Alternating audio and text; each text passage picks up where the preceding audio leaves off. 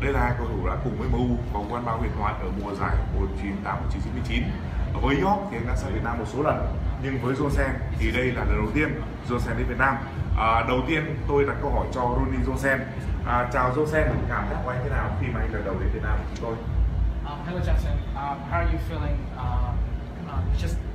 I know you've been to Vietnam, so what is it like to be able to get back to Vietnam? Yes, thank you. It's nice to be back. It's been here before.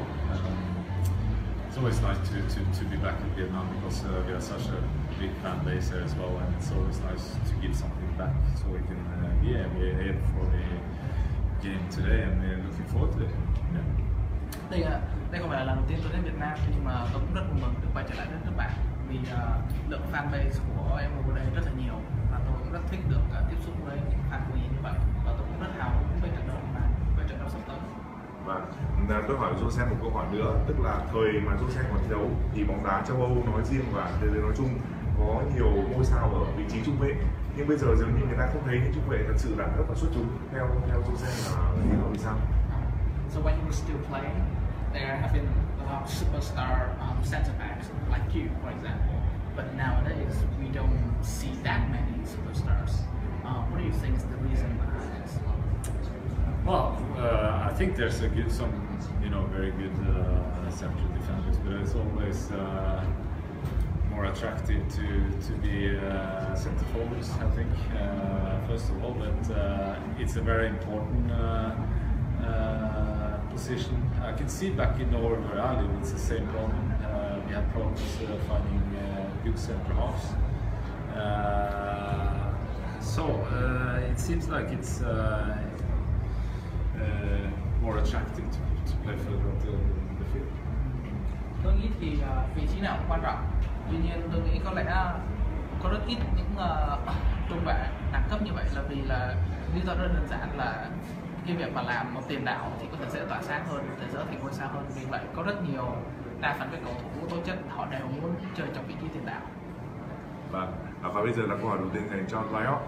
Chào Yorke, Johnsen thì đây mới là lần chính thức đầu tiên Johnsen sang và có những hoạt động ở Việt Nam. Còn trước đây có thể sang du lịch thôi. Nhưng mà với Yorke thì anh đã sang Việt Nam một cách chính thức và một số lần rồi. Thì qua những chuyến đi như vậy, anh cảm nhận thế nào về đất nước và con người Việt Nam? This is not the first time you've been to Vietnam. You've been here many times before, going on tournaments like this. So, what is your overall impression of Vietnam?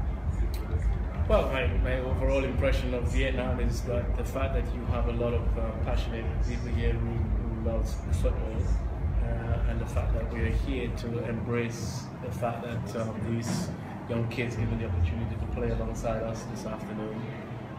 Something that not just us, myself and Ronny will obviously remember, but these kids will also remember as well. And my overall impression of Vietnam is one of wonderful things. Ho Chi Minh has been a lively city, a lot happening here, and it's always good to come back to Ho Chi Minh. Tuy đây không phải là lần đầu tiên tôi đến Việt Nam, nhưng mà ấn tượng của Việt Nam tôi rất là tốt. Điều đầu tiên là vì Việt Nam có rất nhiều tín đồ bóng đá, và làm người yêu bóng đá và mọi người chơi bóng đá thì tôi rất sung sướng hòa mình vào không khí náo nhiệt ở đây. Thứ hai là tôi cũng rất thích thành phố Hồ Chí Minh, vì thành phố Hồ Chí Minh là một nơi náo nhiệt, lúc nào cũng có những hoạt động sôi nổi đang xảy ra, và một trong những hoạt động đó là buổi đấu giao hữu sắp tới vào chiều nay. Một câu hỏi liên quan đến Euro 2016 đang diễn ra. Tại Euro 2016 thì nhiều tiền đạo ngôi sao được kỳ vọng và được chờ đợi, nhưng mà những tiền đạo ngôi sao thì hầu hết đều chưa đáp ứng được kỳ vọng. Theo anh là vì sao, ở góc độ nhìn nhận của một cựu tiền đạo? So coming to the Euros, there are many superstar strikers that people were hoping to shine, but they are not delivering what people are expecting. So why is that? I think it's probably when you come into a major tournament, it's always difficult. You only with your teammates for a short period of time.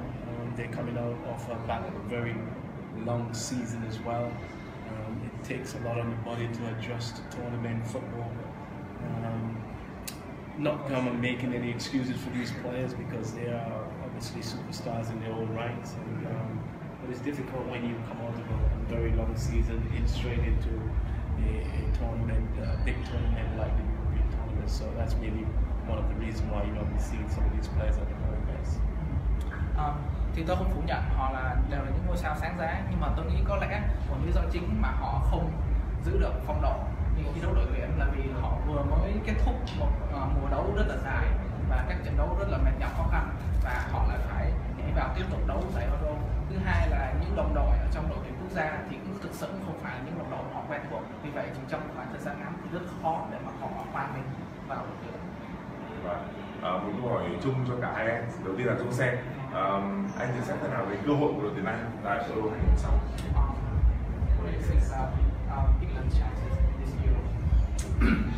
Yeah, it's we always follow England, of course, because it's a lot of players that we know, and it's nice to follow. Even though I'm from Scandinavia, Norway, I follow Sweden and other Iceland and other countries as well. But I think it's going to be tough. There's a tough stage for England to go to the final, because you have to face a lot of big names before that. And, I'm not sure if England is good enough for that, because on the one side you have like all the big teams like Spain, Italy, Germany, France. And if I'm not sure they meet France after if they win against Iceland, so it's going to be a very tough way to the final for Nói chung là tôi không lạc quan lắm về chuyện tuyển Anh có thể đi tiến sâu vào trong, vì tôi nghĩ là trước mặt tuyển Anh còn rất nhiều đối thủ, những ông lớn. Giả dụ như tuyển Anh có đánh được Iceland, có đá thắng Iceland thì họ sẽ phải đụng độ với tuyển Pháp, và tôi không nghĩ thì thực lực của tuyển Anh vào thời điểm này là có thể giúp họ đi sâu vào vòng trong. Thế với Yorke, cơ hội của đội Anh thế nào? What do you think about England's chances in this Euro? I don't think that. I think the England chance probably maybe the best opportunity of winning a major competition since '66 World Cup. I just think because of the quality of opposition that they have to face, maybe to get to the final, maybe even to the semi-final, they have a relatively good chance of leading that far. They haven't reached that sort of level, as I said, since '96. So I feel that, you know, without their best team or the best team that England ever produced, they may have an outside chance of winning the tournament. But not to say that they have got a very good team, but it's just the way how the whole, what we call it, the structure of the tournament may lead them to get to a final. Tôi thì có vẻ một chút lạc quan về tuyển Anh, vì giải Euro năm nay thì có một cấu trúc mới và cho phép có rất nhiều đội có thể được quyền tiến sâu vào trong. Vì vậy tôi nghĩ cho dù đội tuyển Anh phong độ hiện tại thì đây không phải là một đội tuyển Anh tốt nhất mà chúng ta từng thấy. Đây rõ ràng không phải đội tuyển Anh vào năm 96, tại World Cup năm 96. Tuy nhiên tôi nghĩ là họ đủ mạnh để mà tận dụng cái lợi thế của cái cấu trúc của Euro năm nay để mà tiến sâu vào trong. Nhưng mà tôi không nghĩ là họ sẽ vô địch. Một câu hỏi cuối cùng dành cho mỗi người, tôi muốn hỏi Johnsen trước là theo anh thì anh kỳ vọng thế nào về đội Manchester United ở mùa giải tới với sự dẫn của huấn luyện viên Jose Mourinho? You know that Jose Mourinho just become Manchester United's manager. So what do you think about Manchester United's under Mourinho? Yeah, I think first of all, it's the board felt like it was time for a change, and even though we managed to get some silver last season, which we were very happy with, but it was time for a change, and we managed to appoint Mourinho, which has a lot of experience. He has a lot of trophies behind him, and I'm very positive now for a very long time. I feel very positive. He's got the money also to bring in some new players. He's also done that. He got a centre back now, and probably will build his team now. So I'm very positive. I'm looking really bright on the future. Tôi rất là lạc quan về tương lai sắp tới của MU. Chúng ta được biết là mùa giải vừa rồi MU tuy là có đạt được cúp nhưng mà ban quản trị vẫn không hài lòng, và tôi nghĩ là họ đã đưa ra quyết định rất đúng đắn và sáng suốt khi mời được Mourinho về. Và tôi nghĩ là Mourinho thì là một huấn luyện viên rất có nhiều kinh nghiệm. Ông ta cũng đạt được rất nhiều danh hiệu danh giá, và bản thân từ phía đội em cũng sẵn sàng chi tiền để mua về những cầu thủ hợp ý mình. Vì vậy tôi nghĩ là tương lai mà em mua là một tương lai rất sáng lạng. Câu hỏi cuối cùng dành cho Yorke. Trong trường mà Ronny được kéo lùi xuống đá ở vị trí tiền vệ công thì mùa giải tới anh muốn thấy những ai đá trên hàng tiền đạo của Manchester United? Okay, so if Ronny moves back, which duo strikers do you want to see on the empty lineup next season? Messi, Gareth Bale. Yeah, I mean it's a question that that has been asked, that we see in Wayne Rooney played in a much deeper role, not just for a club but for country now. And the question mark, does he still have the desire to play as a centre forward? I do believe he still does. But if he doesn't and he plays in that midfield role like he is now, then we talk about Zlatan coming in. If Zlatan were to come in as one of the main strikers, then we got obviously Rashford has come through as a young kid. We got Marshall as another option up there.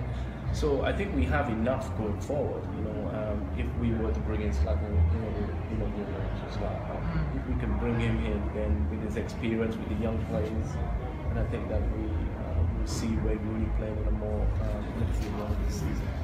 Tôi nghĩ là rất nhiều người đã đặt được câu hỏi này, thì có những đội hình trong mơ tôi sẽ muốn có Ronaldo và Messi chơi ở vị trí đó. Tuy nhiên thú thực mà nói thì tôi nghĩ chúng ta cũng không quá lo, vì tôi nghĩ là sắp tới em cũng sẽ có những tiền đạo tuy trẻ nhưng mà rất có tiềm năng như là Rashton hoặc là Marshall.